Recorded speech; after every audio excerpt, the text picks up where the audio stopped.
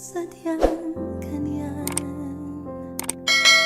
Tiwala sa isa't isa'y kailangan.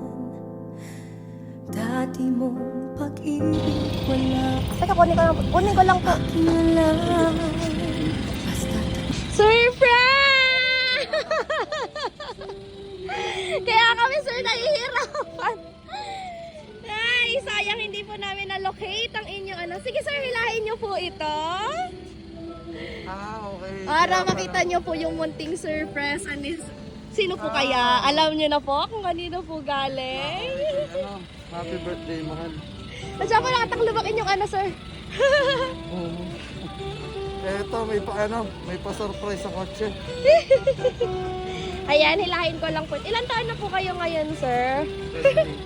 28. Po ito galing, sir. Kanina po? Rosabel? Rosabel? Brera? Yun lang po ba yung mahal niyo, sir? Yan, okay lang po, sir, na basahin ko po yung message ni ma'am po sa inyo. Nag-iisa lang po ba siya? Nag-iisa lang po siya? Marami yan. Ah, naku, yun lang po. Joke lang po. Happy birthday, mahal. I may not be your baby anymore, but you will always be my mahal. This is just a simple gift, but I hope you like it. Enjoy and have a blessed birthday. You deserve this, mwah. Miss you so much. Again, happy birthday. Sabi po niya, pag nabasa niyo daw po yung mahal, alam niyo na daw po kung kanino po galing. Nasaan po si ma'am? Tingnan nga po natin kung tama. Nasaan po? Nasa Caloocan po.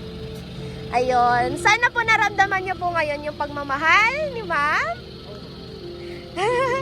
All the way from Caloocan. As we celebrate po your 28th birthday. Ba't hindi kayo, sir, mukhang 28? Gayon lang po. Ayan. Meron po kami pa-sparkling candle po sa inyo. Ayan. Marami po ba kayong kasama sa bahay at ayaw niyo po magpapunta sa inyo?